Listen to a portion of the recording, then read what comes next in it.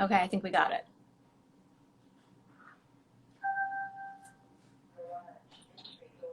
Hi. Hi. Can you hear me? Yeah, can you hear me? Yes. Okay. Awesome. Hi. Hi. All right. I'm going to give it 30 more seconds and let some more people join, and then we'll start. So I made the mistake of not printing out your bio that is on my phone that I'm using now. So I'm going to have you tell everybody about yourself. Do you want me to start now, or you want to give it a couple? Let's give it like a minute, and Okay. we'll have people join. Okay. I don't know. I was going to do it on my computer, but it was not. I couldn't get the request on my computer. I So can now see, I'm on my but maybe phone. move it down like a tiny bit so I can see your. Yeah, perfect. There we go. Okay. You're good. Okay. All right. All right. So everybody, thank you for joining us. This is going to be a really good one. We have Abby King with us, who is a divorce coach, and I'm going to let her explain exactly what that is and a little bit about herself and what she does. And we're going to go into the questions that you guys sent. I got a ton. And if you have questions while you are watching this, put them in the comment section. I'm going to write them down as we go through, and we'll get to all of them. Hi, Marn. Okay. So Abby, take it away. Okay. I am a certified divorce coach, and I am part of a team, part of a bigger team that somebody might have when they're getting divorced. I might also be part of a very small team for those that don't have as many resources. I can really do anything that a client needs. For some people, I hold their hands. For others, we get them really organized down to the time that they want to drop their kids off and what day in a custody schedule. Sometimes I help organize finances. It really depends what a client needs. And I can meet people in person. Obviously now we're doing it all remote. I've also coached couples. I helped a couple come to an agreement, just myself and the couple, and then one of the parties took it to her lawyer to write up. So I can really meet somebody where they are. So will you actually help somebody kind of from start? Do most people find you at the very beginning of the process and you help walk them through everything from finding an attorney to how to navigate custody issues and things like that? I can. Usually I get clients at the beginning, but I have a lot of people that do call that are frustrated with their attorneys. They have questions about possibly switching representation, or they're halfway through a divorce and realize that they're having financial issues and want some advice and direction and maybe a referral. Okay. And Yeah. so what do you do when do both parties come to you, both people, or is it usually just one person in the divorce? Yeah, it's usually just one. I've only had one couple, and it really only can work if both parties want to meet with me. Okay. I had met with one part of the couple for several sessions, and then she asked her partner if he would be interested in coming to talk to me before they were hesitant to hire representation. Okay. And to see if we could come to an agreement, the three of us, and I was just more of a neutral party for that session. So usually it's just one party. It's just one party. Do you find that it's more women or men? So with divorce, it's one step forward and two steps back. And a lot of people, it takes a very long time to pull the trigger. Yeah. So I get a lot of phone calls and consultations, and then it takes a long time before a client will often reach out to set up the first session. So I've had a lot of men and women call me, and mostly women wind up actually retaining services. Okay. And how often do you find, so I know you said it obviously takes a long time to pull the trigger. I've seen that working with more women than men. I could see them for a couple of years before they finally decide to make the move. Do you get more people once they're ready to start, or do you find that you get people way before that point? Honestly, Jamie, it's everything. I've had a client, we had a couple sessions, and she's actually back with her husband. Oh, okay. She was sure that she was going forward with divorce. I'd already had counseling. She really wasn't interested in our first session in trying counseling again. And after a couple sessions, she decided she wanted to give it a go, and they are. It's been months now. Okay. You don't know where it'll end up, but. Right. So before we start answering questions, tell us a little about why you got into this, divorce coaching. Yeah, so I got into it by accident. I didn't know that it was a thing. I was doing some research for a divorce article that I was writing, and I stumbled upon it. And I'm divorced myself and remarried. And when I got divorced in 2012, it was final. But like I said, it takes years to get to that point. I was the first one in my group of friends. No one in my family was divorced before. And, the statistics tell you that every other person is divorced. But when you get divorced, it's somehow people don't know anybody that's divorced or somebody that can help them. So I was totally alone, and found a really valid point. Yeah, I'm trying to think in my head. It's a really valid point. But where are they? Where are they? Where are they?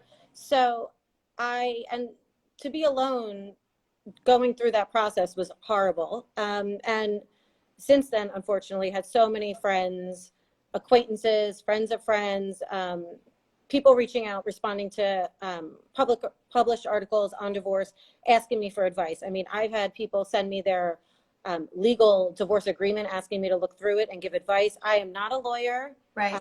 And just because they really had nowhere else to turn. Right. So when I stumbled upon divorce coaching, I talked to my current husband, and we thought, I'm doing this for free. I mean, not to the capacity that I am, but I was just giving out advice, not having trained myself through the process. So I decided to try it and see, and I really wasn't sure if I was even going to practice. I thought it might just be a helpful background for writing. And I opened my practice a little over a year ago, and I really enjoy it. That's great. That's awesome. Yeah, so who do you write for? While I've been doing this, I have not been publishing, but lots of different online websites, Scary Mommy, Huffington Post, Good Men Project. I've been in the Inquirer a bunch. I was in Philly Mag, so online. So lots of local and online publications. That's awesome. So we're going to get into questions because there's so many. Okay. You are very popular. So I'm going to start in order of how I got them. And where it pertains to mental health, I'll jump in as needed. But I have a feeling you probably will be better answering this in the context of divorce and the process than I would be. So the first question was, when you are divorcing a narcissistic man who makes it extremely difficult for you, what are some suggestions that you have? Obviously, with the understanding that every situation is going to be different, although every narcissistic man is very similar, but the circumstances are different. So what advice could you give someone when you've worked with couples where the husband, ex-husband has been of narcissistic tendencies, we'll say? And of course, you can speak to that more broadly. We do throw that word around a lot. I'm sure that you have lots of clients and friends that all claim to have dated narcissists or been married, and they really haven't. They haven't, right? They are a special breed. So I guess let me give a breakdown of, and I did this in a lesson, but just to kind of give a little bit of an overview on narcissism. So every single one of us has narcissistic traits. All of us do. And if you have to look at narcissism on a continuum, everybody has features. Some people don't have as many. Some people have more. When you're on this extreme over here, that's a true personality disorder. And there is a distinct difference between somebody who has a narcissistic personality disorder and somebody who has narcissistic tendencies or traits. Narcissistic tendencies and traits tend to be people that are maybe more go-getters, more outgoing, more outspoken, speak their mind, but they have insight and they're aware of the impact that their behavior is having on others. When you have a narcissistic personality disorder, there is zero insight, there is zero awareness, there is no talking to them, there is no getting them to understand your point of view. Yep. It actually is more damaging the more you try to do that. You have to set significant boundaries, and it is extremely, of the women I see that truly are with narcissistic personality disorder men, it is one of the most toxic dynamics to separate from. They make it extremely difficult. And a lot of times the women that I see who are with truly narcissistic men tend to be on the other end of the spectrum a lot of times, which are very more dependent, but also can be more towards the middle and didn't notice the narcissistic traits because they kind of paired up in the beginning and it worked, and then they see all these things come out later. So I agree with you completely. We throw this term around, and in divorce, it comes up a lot. So let's talk about narcissistic personality disorder, Right. where it's extremely difficult. Right. And the first thing I was going to say is what you just said, boundaries. Mm-hmm.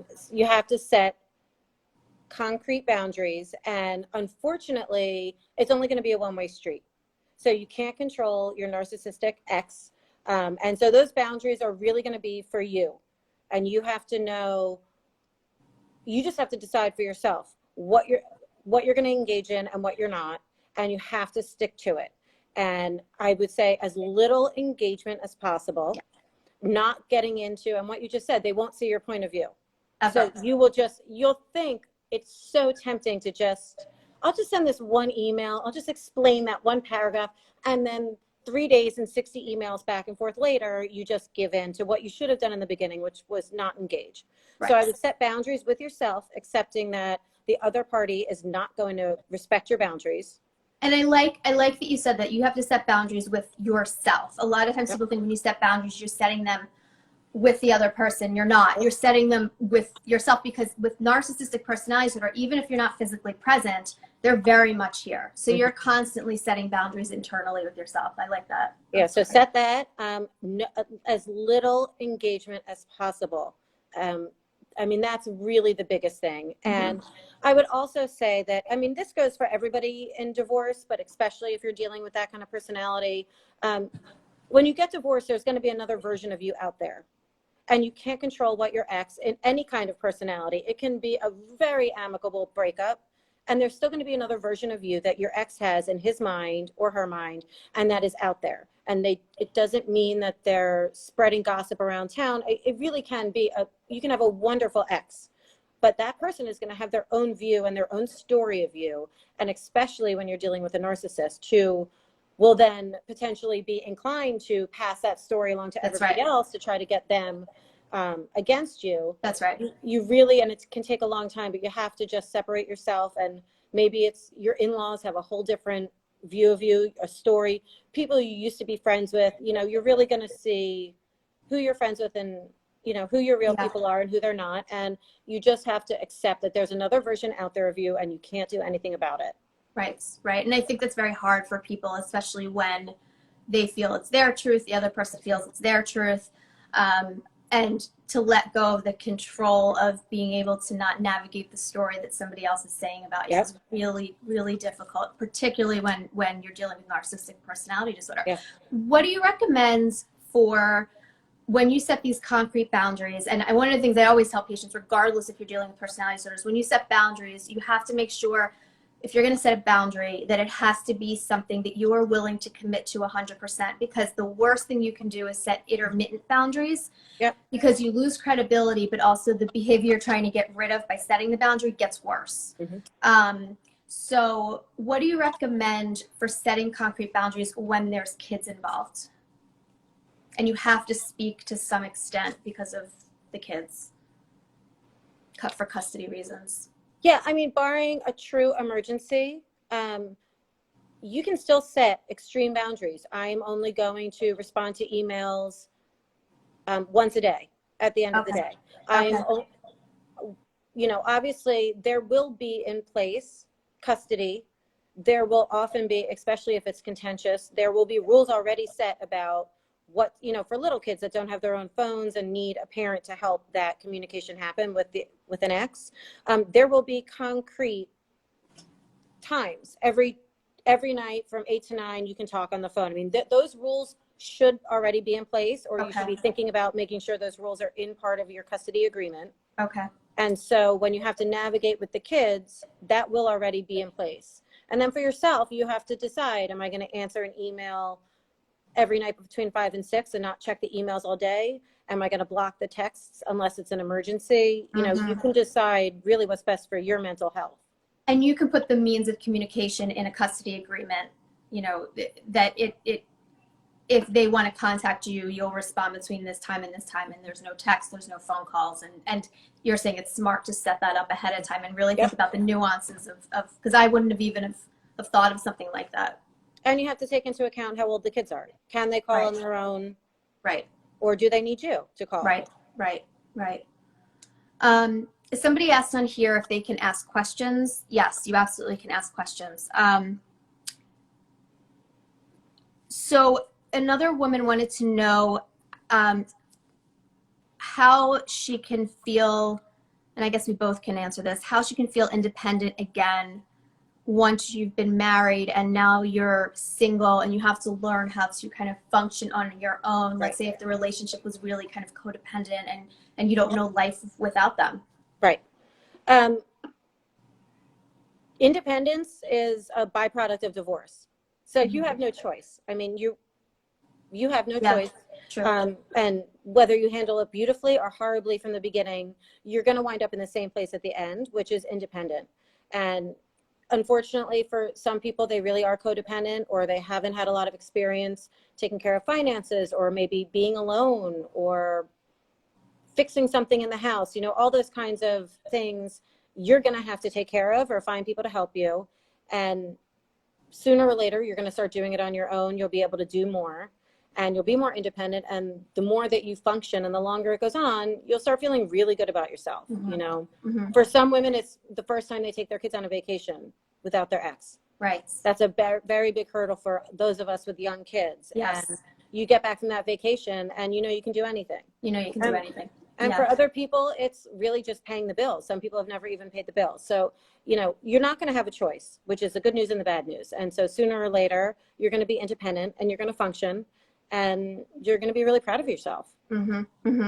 Yeah. So if somebody is in the very early stages, let's just say they're just starting to kind of come to the realization, this isn't working. They've never brought it up. It's never been discussed. They haven't told their friends. They haven't even discussed it with their spouse, but they're kind of internally having this. And it's moving in that direction for them. What steps do you recommend for them to make the independence part a little bit easier for them after the divorce? Do you recommend them starting to get a little more involved in the finances, a little bit more in kind of the behind the scenes stuff that maybe they don't handle normally? Yeah, I mean, people can start if it's a really slow process and you haven't gotten divorced yet.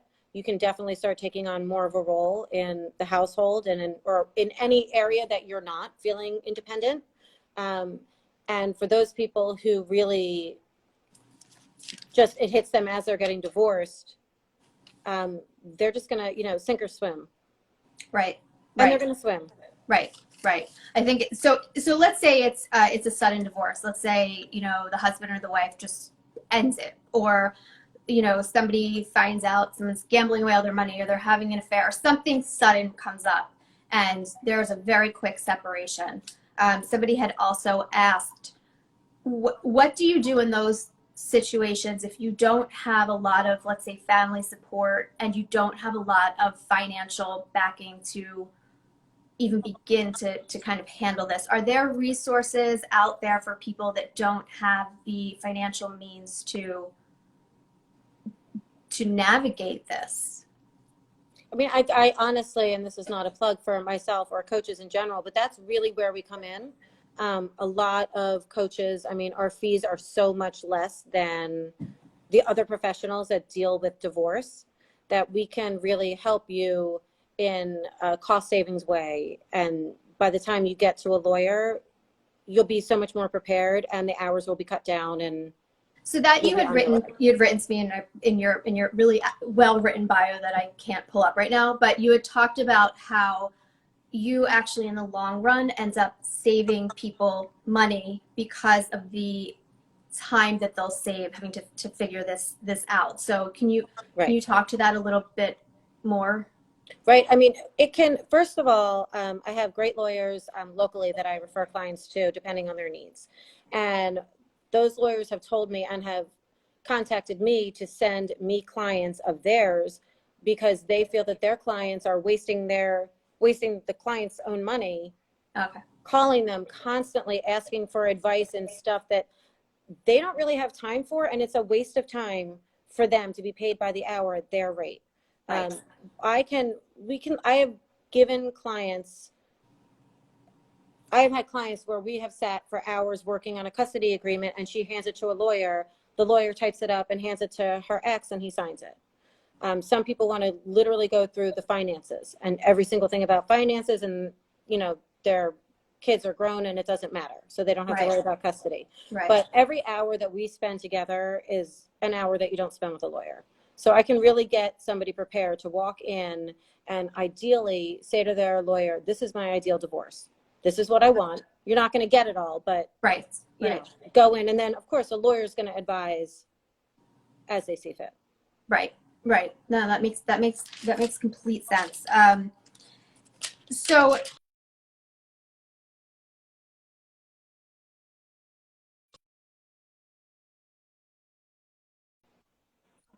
have an identity crisis after a divorce.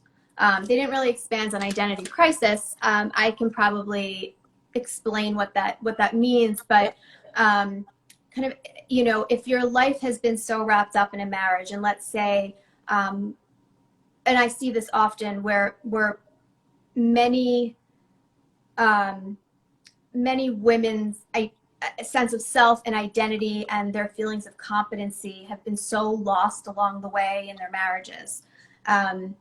Even in situations where the man's not a narcissist, it's just they put their kids first, they've put their careers on hold, and they've kind of lost who they are. And it's a big reason why people will, other than money, it's one of the bigger reasons why I find people stay in relationships longer than they should, because they're scared they don't know who they are anymore. Yep. So what kind of advice when women come to you, and or men, and they present that to you, that they're just flat out scared, what kind of things do you help them with, or what advice would you give to them? Yeah, I mean, everybody is scared, and that's why divorce takes so long. Yeah. And why people start and call me and then don't call me for 2 months, and then they decide, and then they cancel. People are just scared of change and their whole entire life changing. Being married is a huge descriptor. It's not just like I have blonde hair or brown hair. It's one of the major things. Are you a lawyer, a doctor? Are you married? Are you a mother? Are you a daughter? It's one of the major parts of our life. And so when that's taken away, you really have to figure out who you are. Yeah. And it's a slow process. And some clients are very interested in getting help and figuring out and working with me on, we'll talk about what makes them happy. What did they used to like to do? Making small steps. Okay, you can't get out of bed. Why don't you go for a 10-minute walk today? Exactly. Right. Call a girlfriend. What do you love to do? And nothing's off the table. Some people want to try new things. Some people jump at the chance to figure it out and start engaging in classes and online groups and all different things. And some people are just exhausted and traumatized and want to stay home. And so we have to inch it bit by bit. Yep. Absolutely. I mean, it's the same with depression, same with anxiety. You have to do it small, or else the fear is so overwhelming that it just paralyzes you. And so each little step that they take, I'd imagine they gain more kind of mastery, and they gain more self-confidence. And like you said, when you take that vacation with the kids by yourself and you come back and you realize, like, I can do that. I can handle this. And you might not like it. I mean, right. You're trying on new things. You probably won't. and that's fine too. You're going to find things that you eventually enjoy doing. And just because you liked doing this at 25 and now you're 50 and it's been 25 years since you've gone to a cooking class or, done whatever, go to a yoga class, you'll try it. And if you really don't like it, that's fine. Then we try something else. Yep. I think that's great. I think this is all great advice. Okay. So somebody wanted to know, this is kind of a vague question. Are there right or wrong reasons to get divorced? Okay. Well, Dr. Jamie. Listen, we all know people that, we don't know how they're still married and why they're still in the same house. Right. And, it's so true. Every cliche is true, which we all learn as the older we get, they're all true. But you really don't know what goes on behind closed doors. That is 100% correct. And so I really think that the best thing to do, which is really hard, is to trust your gut. I think you know. I think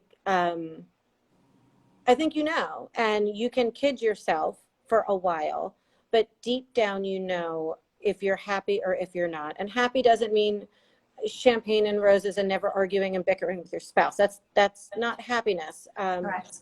You know, that's great on a Do you think Tuesday. that's part of the problem, that that's how people view happiness, that it should be this crazy, intense fairy tale, you know, and they're using that as a comparison? No, I actually, almost the opposite. I think that especially women, because I work more with women, but we have such a capacity to live unhappily, which is why we're staying. So I think it's a total opposite, actually. I think that we,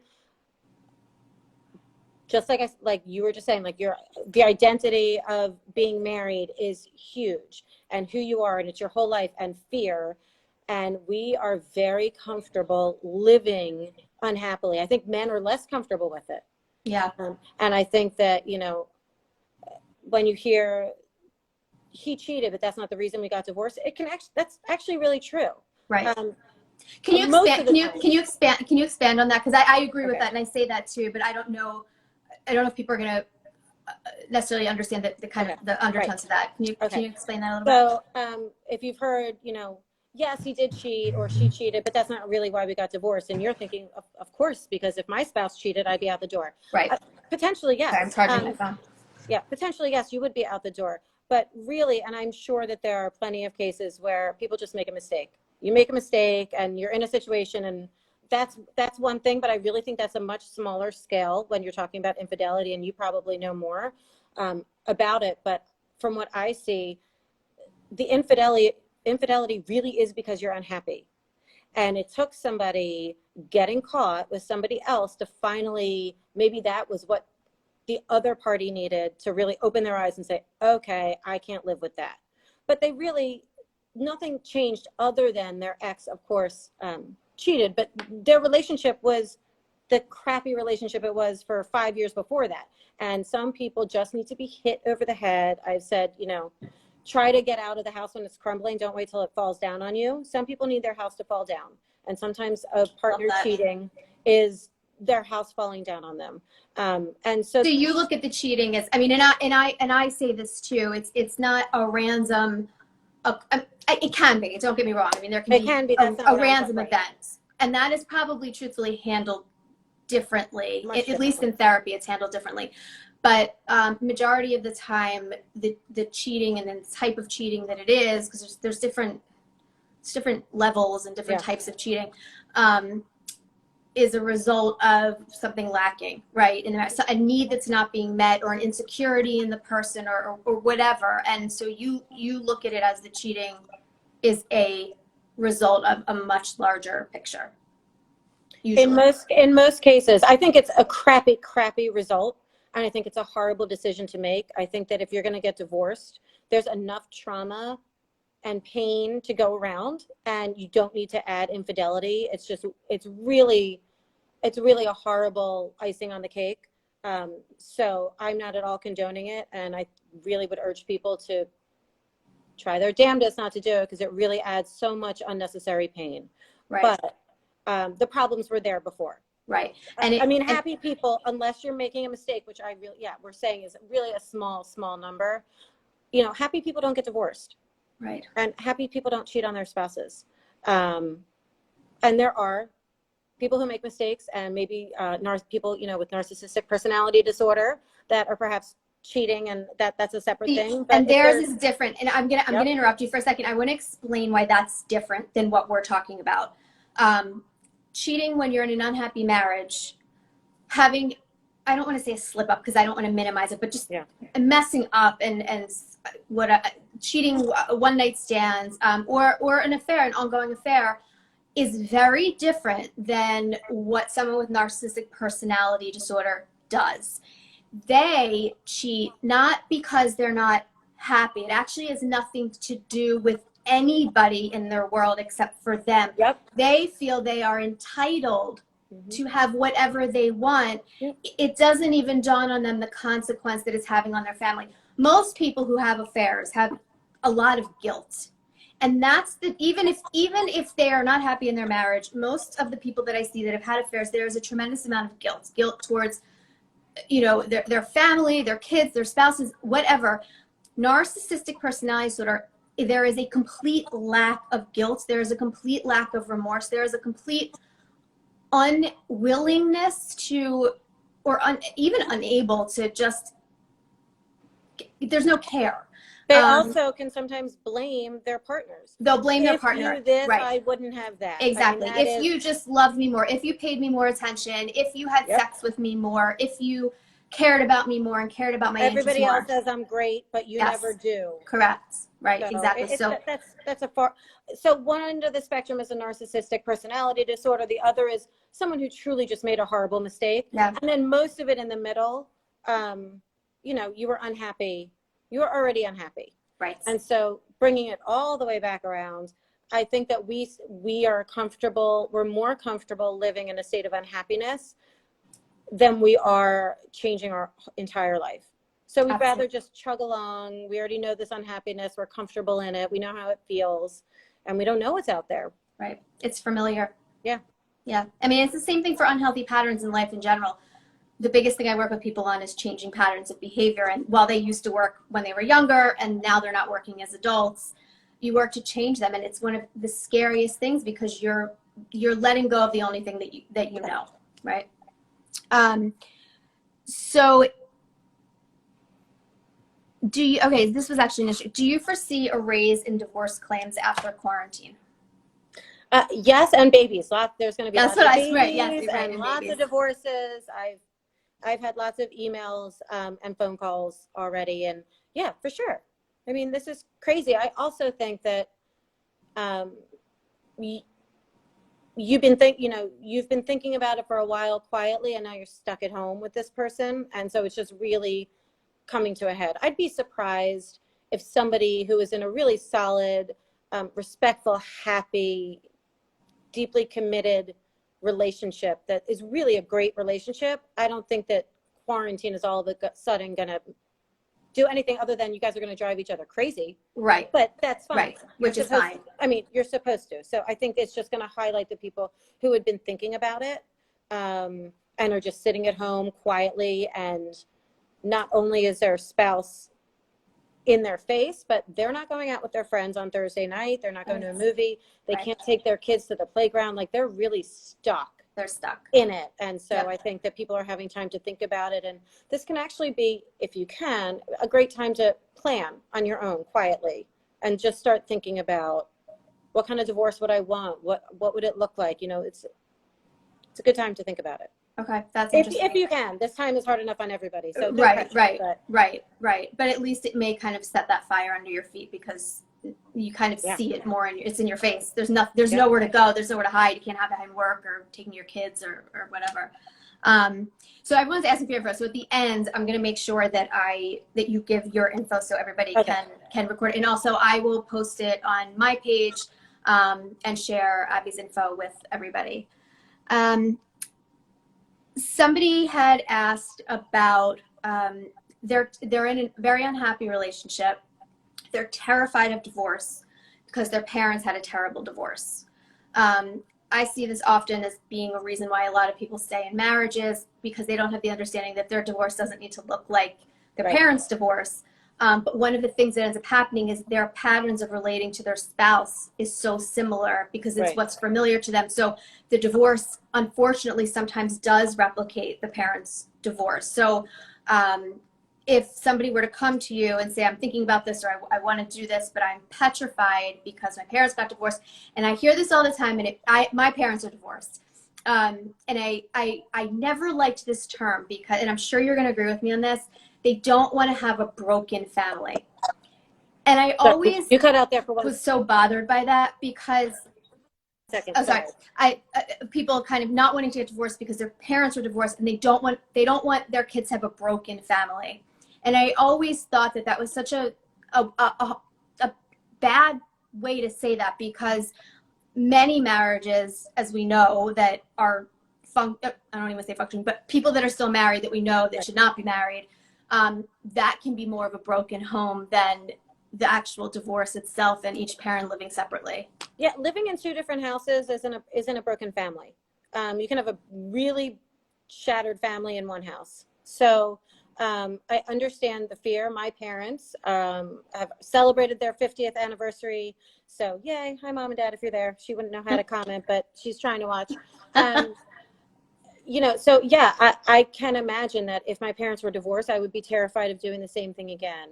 And all I would say, if this was my client, would be to really dive into what did they hate about their divorce life. Mm-hmm. You can't, if you're, ideally, if you're a child, both of your parents will want to have time with you, and you will have equal time with both, or close to, depending, you know, work things.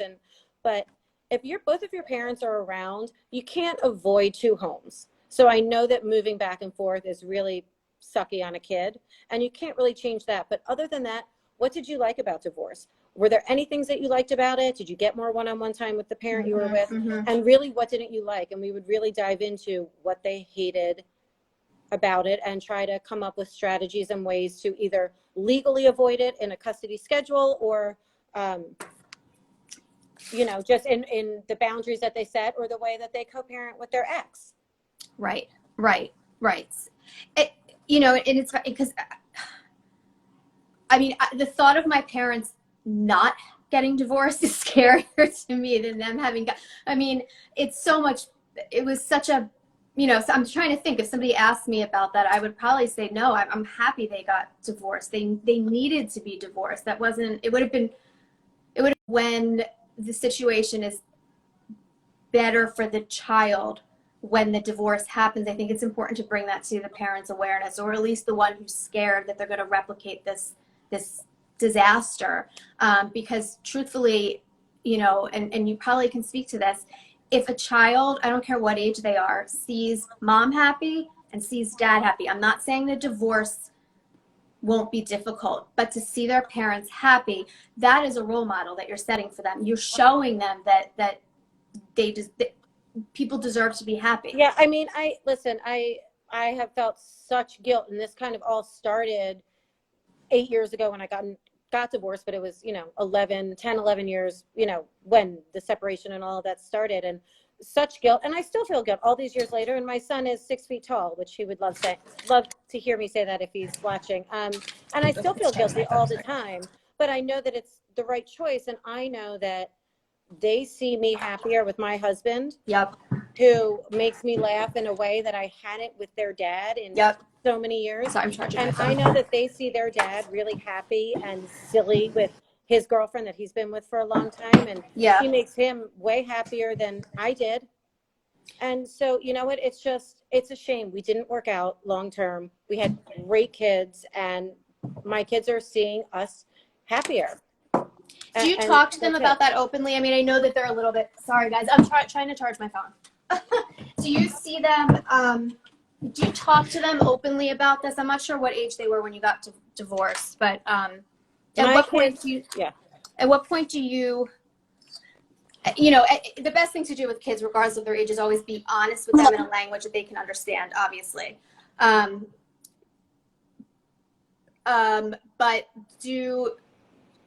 at what age do you feel that do your kids understand now, being 16? I don't know how old your daughter is, but do 13. They understand? My daughter's 13. Do they get it now? I mean, do they understand the whys of what happened, and not the details, but like that you know, you weren't happy, and so that's what you did?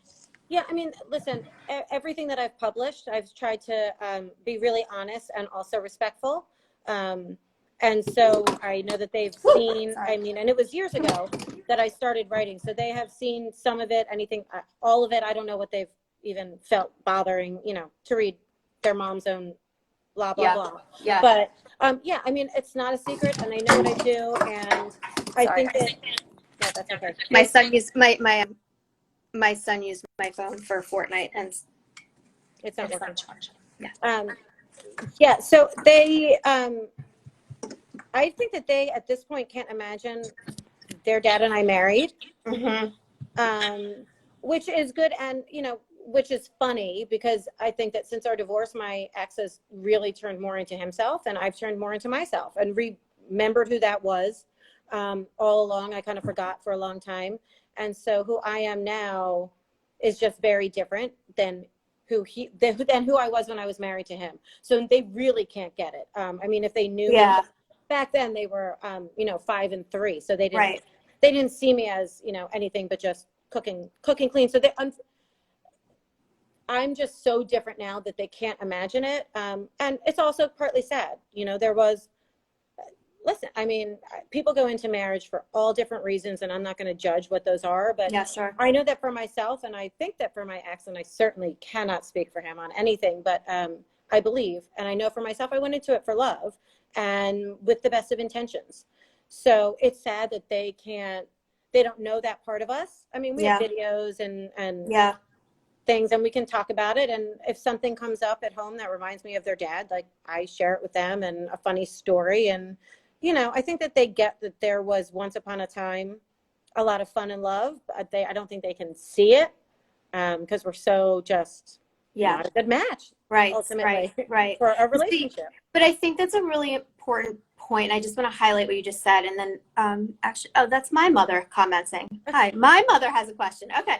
Hi, Mom. I'm going to turn on a little light. It's dark behind me, but So I think you bring up something that's really important that I think a lot of especially women need to hear is that while it's very valid to have a fear of being divorced and losing your sense of self and losing your identity that's been so wrapped up in somebody else for so long, that there's this distinct possibility and probably very likely that you'll actually reach your potential as a human being when you get divorced.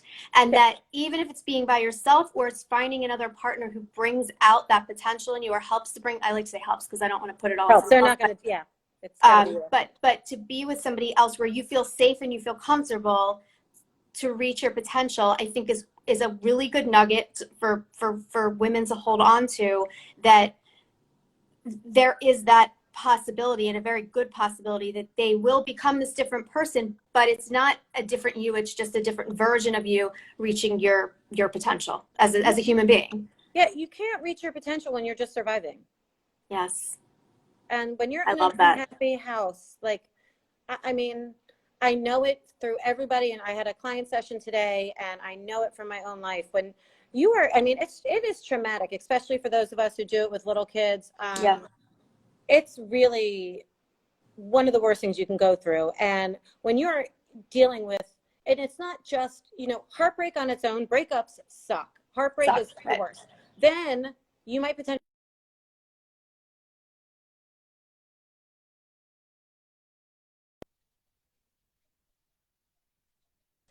that's the best case scenario. That also means you're not going to be with your kids 50% of the time. Right. I mean, it is like so many hits it's all at once. That you're not thriving. You're not reaching your potential. You are just trying to get through the day and like keep it together. So when you're out of it is, it takes time. That's when and my mother's, do you counsel children of parents contemplating divorce? No. Yeah, I didn't think so. But you probably, I'm sure, have referrals for people. Yeah. Okay. Somebody else had brought up to make sure you have an accountant in addition to an attorney. Is that something you recommend as well? It honestly, it really depends. It depends. I mean, there are most of my clients I have not had to refer to financial planners or accountants. We've been able to figure it out with the lawyer and myself and my client. But it depends, if there are, and typically if there are assets where you would want that, you already have someone in your life that's already doing that. And maybe you want to separate from that person. Maybe that financial planner or accountant has always kind of been like your ex's person.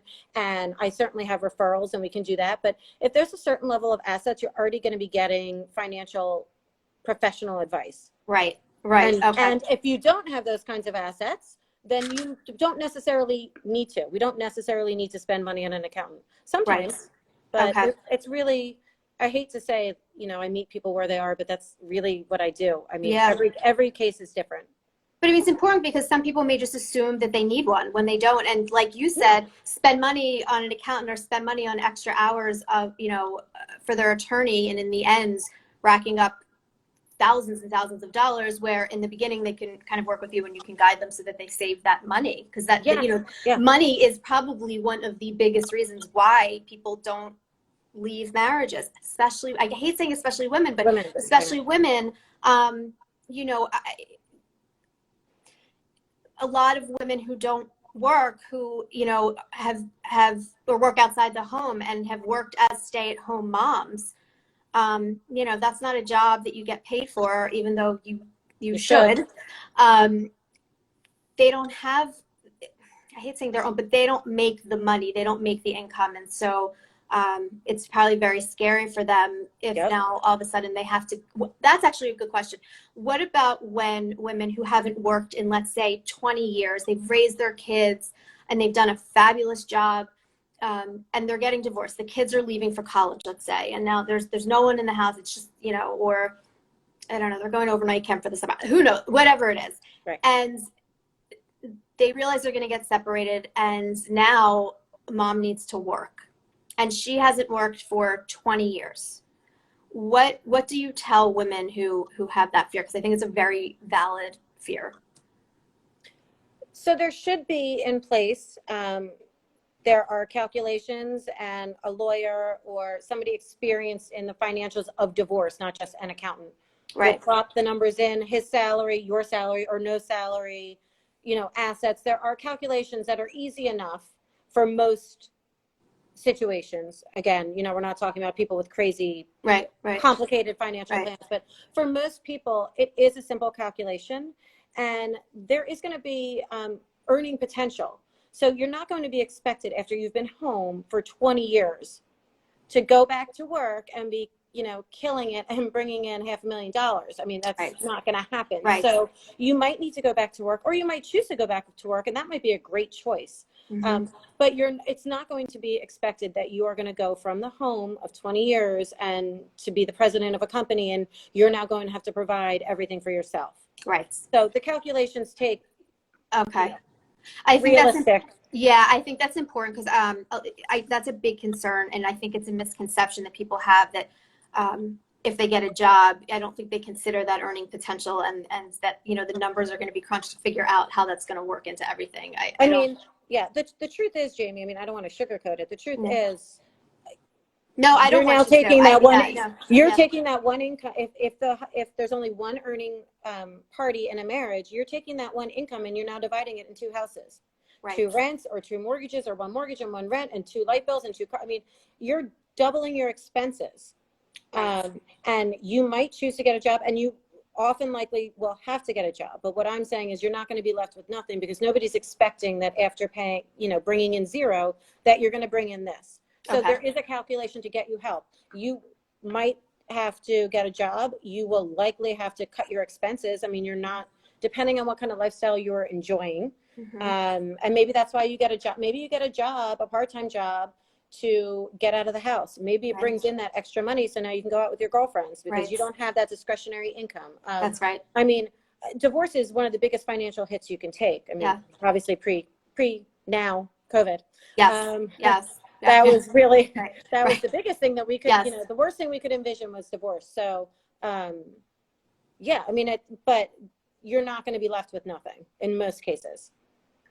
Somebody's asking, what if those numbers change and the husband loses their job? Right. So, again, I just want to put it out there. I am not a lawyer. So this is the best that I can do, but typically custody and alimony and child support are things that can always be revisited. Okay. Does someone have to prompt it, or does that happen automatically? No, you would have to prompt it. You have to prompt it. Okay. Somebody else had, let me check our time. Okay. So this throws me off after an hour. You're just very popular.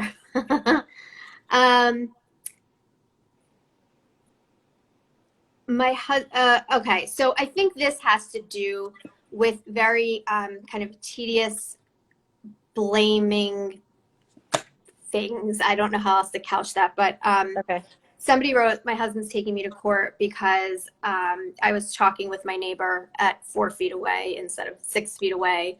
Oh, so this is a COVID thing. Okay. It's a COVID thing. So what happens just kind of in general when you have an ex that is just constantly picking at things that you're doing and kind of threatening to constantly take you to court or whatever the case is? First of all, again, I'm not a lawyer, but show me that court that's going to, take the time right now with all the things going on in the world, and they're only taking the most extreme cases of, abuse, and they're going to bring her in because she was 4 feet, not 6 feet. Okay. So use your, calm down and be realistic, but also, it's the same thing that we were talking about with the narcissistic ex, boundaries, that's it. And create boundaries. And what I would do if that was my friend or my client and she texted me in a panic, that her ex said that, first I would remind her, okay, well, you're not going to court, and that's it. Don't respond to the email, don't respond to the text. I will say, that sounds like a very combative ex. No, well, yes. That sounds like a combative ex. So likely this is not the first time they've said something crazy, and I would really try to have boundaries in place and stick to them on your end as well.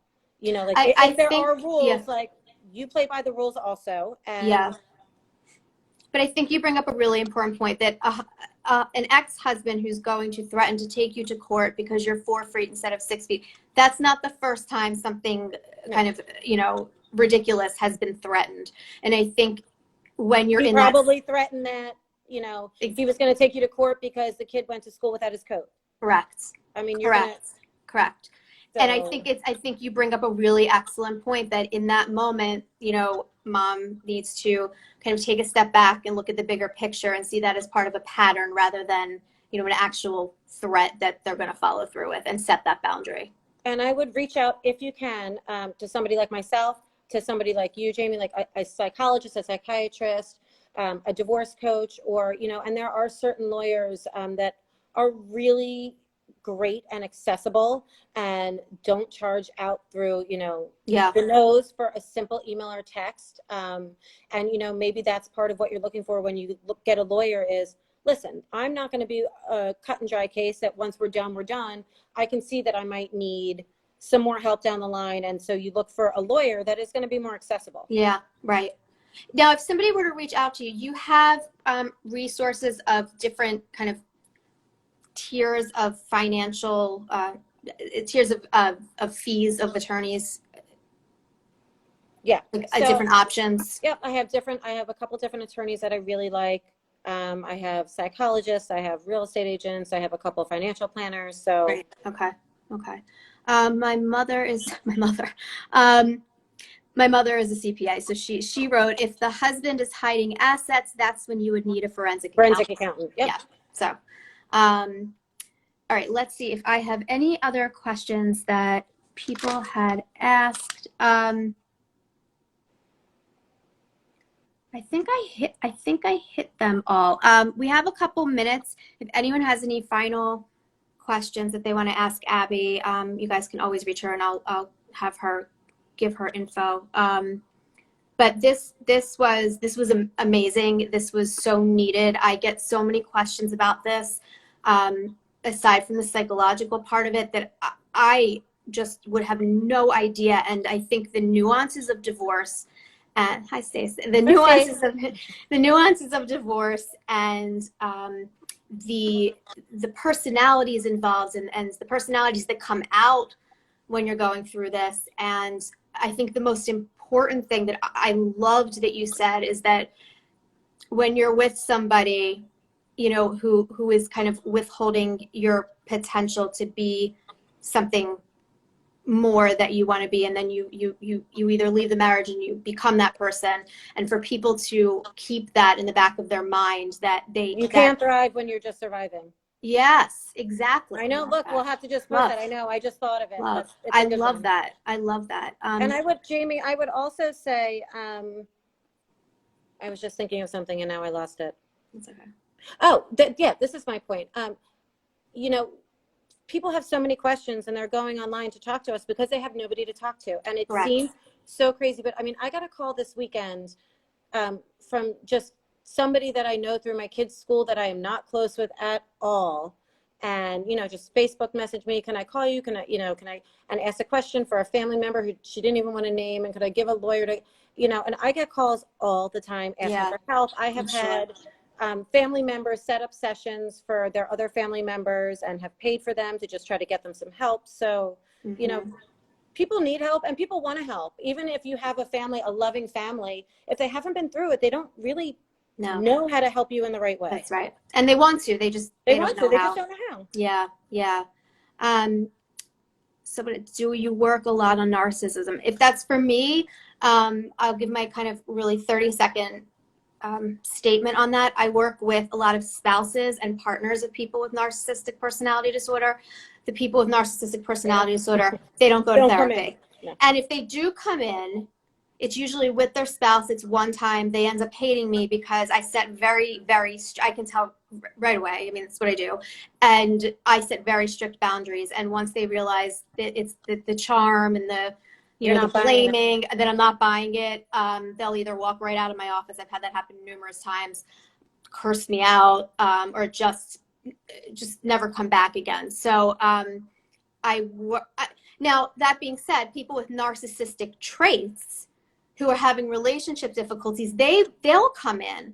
I mean, I have a bunch of patients who, finally I get them to understand that their world is a little bit too centered on them and a little bit, off in terms of the consequences they have on others. And I can work with. But true narcissistic personality disorder, it is not fixable. I will repeat that again.